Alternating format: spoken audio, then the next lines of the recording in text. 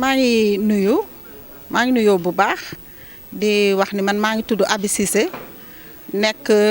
la présidente régionale comité des femmes handicapées de Thiès tey nag dañ fi ñëw ci cadre projet boobu nga xam ni mooy protection et promouvoir les droits des femmes et filles handicapées tey ñu commencé woon ko ci activité amoon na une formation de base nga xam ni dañu formé woon 30 activistes yoo xam ni dañoo war a pare ñoom pour wasaare li nga xam ni moom nañ leen fa doon jàngal tey jii nag ñoo ngi ci centre handicapé moteur bu Mbour 2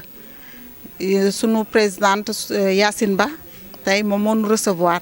ñu war a teywaat ñu former 30 leaders du comité des femmes tey ñu waxtaan ci participation citoyenne vraiment mu nekk lu am solo loo xam ni dañ ko jàllale jigéen ñi ñoom aussi tam suñu jógee ñoom tam mën a nekkaat ay relais lii lépp nag ki ko waral mu nekk partenaire bu ñuy wax UAF muy urgence action feu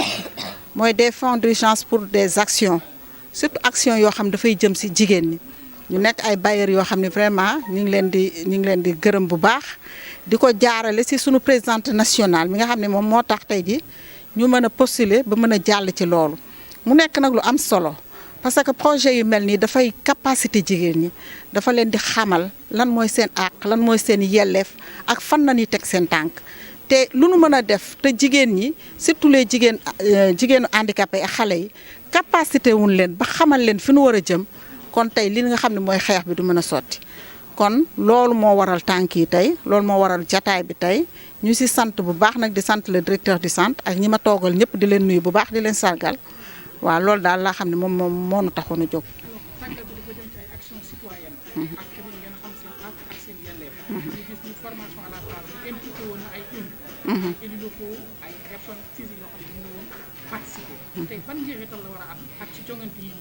voilà loolu tàggat nañ leen ci bu baax waxtaan nañ leen ci participation citoyenne politique mooy naka la ñuy def ñoom ba accéder ci instance de prise de décision yi te loolu nag lu nu soxal la parce que tey fan yi nasee ko nocci bëgg nañu jigéen ñi vraiment am fa benn dayo bu am solo ndax yooxul boo gis nag yooxul sa bopp daf ko gën a am njëriñ te boo seetloo ay benn ngay gis wala da ngay dem commune yoo xam ne sax pratiquement dafa fekk kenn koo xam ne day dund ak laago tey ñu fexe ba bëgg jigéen bu ci nekk nanu fexe ba investir la ci position bu am solo position boo xam ne dina tax te yow dina la permettre nga mën a accéder ci instance yooyu ñun loolu mooy suñu xeex ndax loolu aussi tamit mooy tax aussi tamit ñu jëmmal li ñuy def tey boo demee dans les collectivités locales da nga fay dugg doo fa fekk pratiquement handicapé yow yaa nekk présidente bi da lay dénk commission sax yaay doon présidente bi yaa doon rapporteur bi yaa doon lépp bu dul débat d'orientation sociale doo gis ku wax ci préoccupation personnes handicapées kon loolu ñun comité des femmes loolu nañu jóg nag di ci waxtaan ak suñuy membres di ci waxtaan ak suñuy jigéen ba nga xam ne dina tax bu ñu jógee ci lii dina am njeexital bu am solo te njeexital bi nag mooy ñu accéder ci instance de prise de décision. alors ci biir loolu gis nañu élection yu weesu ñu 2014 bëri woon ngeen di ñaxtu nii leen war a bokk ci ñi nga xam ne dañuy tabbu ci gox yi ak goxaat yi ñu gis doléance yi bëri woon na ay rampe daan ngeen ko laaj ci infrastructure wala établissement public yi tey am na ay jéego yoo xam ne état def na ko ci ay carte égalité des chances ak yi ni mel est-ce que loolu am na communication yi ñu ci def pour gën a mën a sensibiliser askan wi mais également kilifa yi. waaw xam naa ne communication yi ñu ci def ak plaidoyer yi ñu ci def moo tax liñ ci jot a am sax ñu am ko ci ndax xëy na tey xeex nañu ba jigéen ñu ci bëri am nañu carte égalité de chance ba ñu ci bëri ñoo ngi ci enrôlé nañ leen ci yenn mutuelle yi mais nag man dama koy faral di wax bu kenn kese desoon ku nu enrôlé wul mel na ni atteindre nu suñu objectif tey li nu bëgg jigéen bu ci nekk non seulement nga jot sa carte égalité de chance mais ñu enrôlé la ci mutuelle ndaxte wax dëgg yàlla jamono metti na te jigéen ñi nga xam ne dañuy dund ak laago ku ne xam na ni seeni préoccupation jafe na ñu fexe ba tey jii ñu relever plateau technique yi ndax tey ñu si accoucher boo gisee ku ci nekk dem hôpital da ngay dem ci condition yu metti personnel bi kenn tàggatu leen ci naka nañ leen di accueillir sunu mbokk sur mu yetti ku ne xam na ni metti na si ñoom parce que dañuy ñëw li leen metti pour ñu wax ko difficulté la kan nañuy waxal ak communication ban nañuy def pour nga mën a comprendre li nga xam ne moom nañuy wax kon yooyu am nañ ci ay njeexital rawatina tamit bu doon benn sax muy man mi toog tey jii bokk naa ci commune bokk naa tey élu local la di nekkal fa ñi nga xam ni mooy sunu mbokk yi nga xam ne dañuy dund ak laago kon loolu xëy na bëriwul mais quand même avancé la ndax su ma bañul ni Thiès bëreegul ñi nga xam ne dañuy boole nañ leen ci kii yi ci liste yi ba nu nekk tey ji ay élus mën a xeex li nga xam ne mooy seen àq ak yelleef ci biir conseil municipal yi. salaamaaleykum maa ngi nuyu sama naataango yi ma toogal yëpp maa ngi tudd Yacine Ba di présidente du comité des femmes de la fédération départementale des associations de personnes handicapées bu Thiès.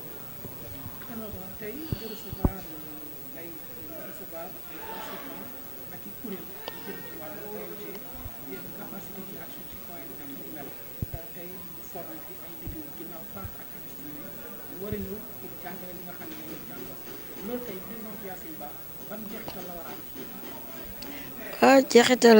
bi mu war a am moo di tey muy accès des personnes en situation de handicap dans les instances de décision ak une application effective de la loi d'orientation sociale parce que tey toll nañu foo xamante ni dañ naan approche 3 approche participative ba nga xam ni waruta ñoo toll foo xam handicapé bi dafay dépendante elle doit être indépendante kon tey ñun suñu waxtaan ak sunu yëngu-yëngu ak lépp lu ñuy def moo di tey handicapé bi qu'elle soit autonome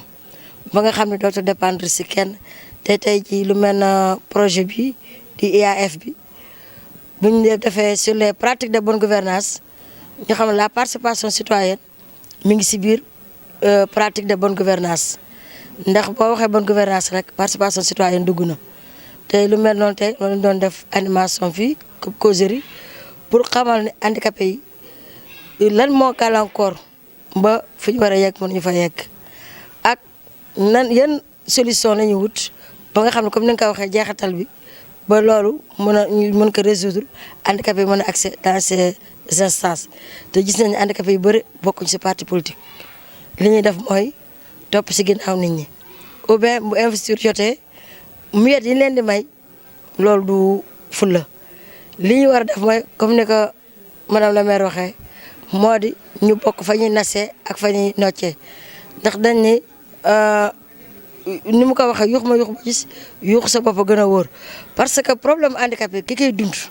moo ko mën a xam ki ko dundul mënu koo xam ndax li olof naan fi metti ki nga xamante moo am feebaram moom moo xam fi koy metti kon ki feebarul mënoo xam mettitu nit ki fan la méttee kon personne en situation de handicap moom moo mën a xam problème mu dëgg handicapé te moom moo ko mën a défendre moo ko mën a porter te loolu bu ñu ko handicapé yi nekk si instance yi toujours dañ leen di fàtte dans la nomenclature budgétaire des collectivités territoriales parce que nit ki dañ naan balaa nga naan naam nekk fa kon soo fa nekkul fàtte la day yomb ba nga xamante ne tey taxawaay boobu lañu am pour handicapé yi mën a accéder si instance de décision yi.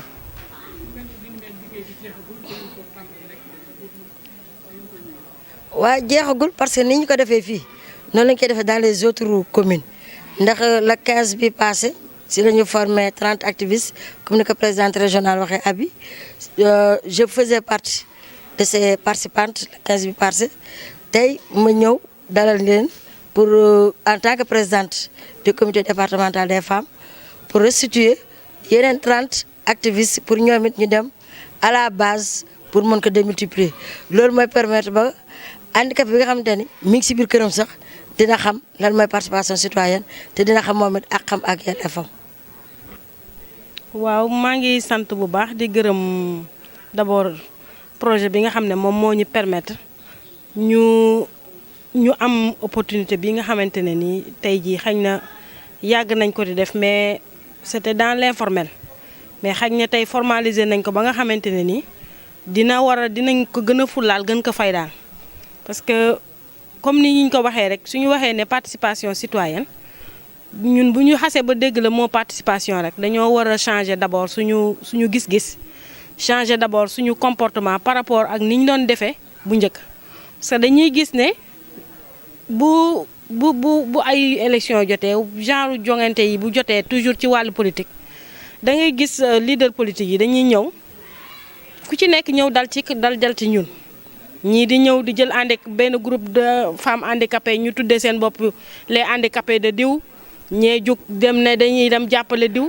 maanaam mu am ay sensibilité yoo xamante ni loolu du ñu yóbbu fenn du ñu def lu servir ñu jariñoo ñu ba mën a yéeg ba bon une fois que ñu nekk ci kaw ba pare yow moom amatoo ci accès ci ñoom lu ñu lay jox tamit sous forme de saraxu nga koy jot te loolu dañ ko war a dépasser seen dañoo toll fi nga xamante ni dañoo war a jàpp ci approche droit sa nit ki li nga xamante ni mooy àqam ak yelleefam danga ko war a jox sans autant que sax mu saraxu la ko wala mu ñaan la ko stade boobu nag suñ fa bëggee dépasser il va falloir ñu changer de comportement il va falloir ñu gën a capacité suñu bopp kenn ku ci nekk xam lii nga bëgg tey jii nan ngay mën a def ma am ko ak li ñu koy may lan la ñu jàpp ne li ñu ko mën a may lan la mooy ñu am accès aux instances de prise de décision fi ñuy nase ak a noccee ñu di fa toog di xamal suñu bopp li ñu bëgg di xoolal suñu bopp li ñu bañ parce que man toujours damay wax ne tout ce que tu fais pour moi sans moi est toujours contre moi kon lépp li nga xamante ni da nga koy defal personne vivant avec un handicap da nga ko war a sukkandiku ci moom li mu lay wax te mu ànd avec une diversité mais xam nga bu ñu jëloon tey jii une femme ku mel ne Abi Cissé mu nekk ci conseil municipal bi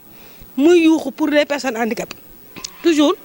moom kese mu nekk fa di wax day dem ba affaire bi day monotone li ñuy wax naan ku miin sa wax toujours rek day dem ba dalay dootul fulaal li ngay wax mais su amee une diversité maanaam ñu bëri ne fa moom bu waxee keneen ñëw wax mu nekk un combat boo xamante ne nii dañ koy def ñun ñëpp ñu boole ko su boobaa dina gën a am visibilité ñun li ñu bëgg dinañ ko gën a mën a xeex. asalaamaaleykum mbooloo mi maa ngi leen nuyu ñëpp seen tur ak seen sant tuuti sama naataango yi nga xam ni bokk naa ñoom waxtaan bi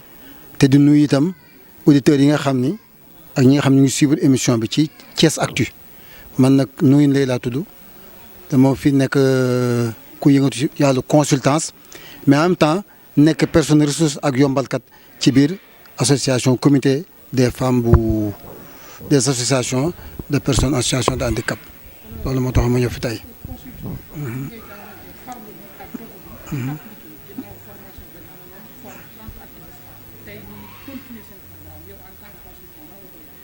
waaw ci biir loolu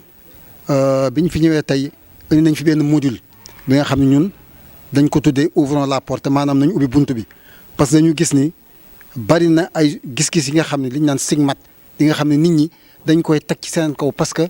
ñooñu am nañ li nga xam ne wute noog ñun peut-être am na mën naa amee laago tànk wala ma amee laago bët wala ma amee laago loxo loolu lañ naan stigmate parce que nit ñi dañuy xool loolu te loolu dafa am li nga xam ni dafa ñuy soriantoo ak ñoom ba tax na ñoom nañ ko dund nii ci bët bi ñu leen di xoolee mais dañ koy dund seen biir bon muy ñaari façon stigmate bi nga xam ni nit ñi dañ koy teg seen kaw ak bi nga xam ñoom dañ koy dund seen biir moo taxoon nag tey module bi ñu indi woon ñu tuddee ko ouvrons la porte maanaam porte yooyu tëju boo ko dee seet lu ci bari li koy tëj mooy am naa doom ji nga xam ne dafa laago morus koo génne am na ay attitude fataliste yi nga xam ne ñun dañ koy xool te loolu amul maanaam sama doom bu laago dama koy jël sànni ci sën ba bu sewaa dama fa gisati rab yóbbu nañ ko alors que c'est pas vrai woon nañu xale yooyu ñu sànni ci sën ba la plupart rab yi ñoo leen jël yóbbu leen guddi rabu àll yi wala xaj yi lekk leen mais loolu boo ko bëggee dugal ci bopp ni dafay jafe loolu na attitude fataliste il faut que nit ñi bàyyi loolu nit ñi aussi gëm ni xale boobu nga xam ne dafa juddu waruñu koo làq nekk ci biir kër nit dina dugg ba génn ci biir kër googu du ko xam parce que dañ ko rusa wane donc yooyu mooy buntu yu tëju loolu lañ jéemoon wane tey ci formation bi nga xam ni amee woon nañ ko fi tey wane ni aussi manque de soutien day am te soutien boobu damay wax ni lii tax mu gën a manqué mooy ñoom ñun dañ leen stigmatiser dañ leen teg de côté alors que dañ leen war a socialiser indi leen ci biir société bi mais ñoom nag day fekk ñu gëm seen bopp nangu loolu ñun tamit ñu jàppale leen ci bon ñoom suñu indee li ñu xam ñun ñu indi li ñu xam damay wax ni barrière waratul am parce que dañuy wax handicap bi gën a garaaw mooy handicap bi nga xam ne c'est au niveau de la tête maanaam soxore naa nit maanaam bëggu mën avancer mais du caaginu man am naa la membre bu manqué wala dara loolu mooy tax ñu handicap ñun gëmuñu loolu ñun li ñu gëm moom mooy nit ki dafa war gëm boppam am confiance ci moom accepter d'aller vers l'information parce que buntu yooyu bu tëjoo bu yàggee il faut que buntu ñu yëm ko ubbi boobu nag liy tax ñu mën ko ubbi waxtaanee nañ ko tey mooy il faut ñu nangu dem vers l'information il faut que ñu gëm suñu bopp il faut ñuy engagé wu il faut ñuy mën a jël ay décisions donc loolu bu ñu ko defee buntu yi daan entrebàyyi bu entrebàyyi nag bu ñu continuer activité bañ koo bàyyi comme ni ñu defee ni suñu projet parce que am na yeneen ponk ci des bon bu yàggee buntu bi na ubbeeku ndax dañu wax ni booy fëgg bu yàggee ci buntu bi dañu mujj ubbeeku bon loolu moo tax ñetti ponk yooyu tey waxtaanee nañ ko naka la ñu jógee ci buntu yu tëju ndax rus am na ndax attitude fataliste am na ndax ay préjugés am na ba ñuy defa buntu yu ubbeeku ndax formation dina am ndax gëm suñu bopp dina am ndax ay waxtaan dina am ak ay ndaje ak li ñuy gën a wax mutualisation des expériences ku nekk li nga xam nga indi ko ci biir mbooloo mi mën ko jëriñoo bu yàggee buntu bi na ubbeeku te bu buntu bi ubbeeku nag dinañ mën a jël suñu décision ñëw mën a toog ci centre bi nasal suñu bopp nocc ci suñu bopp gëm suñu bopp dem accéder à des instances supérieures loolu moo ñu ko mën a may bon tey loolu moo doon waxtaanu tey bi.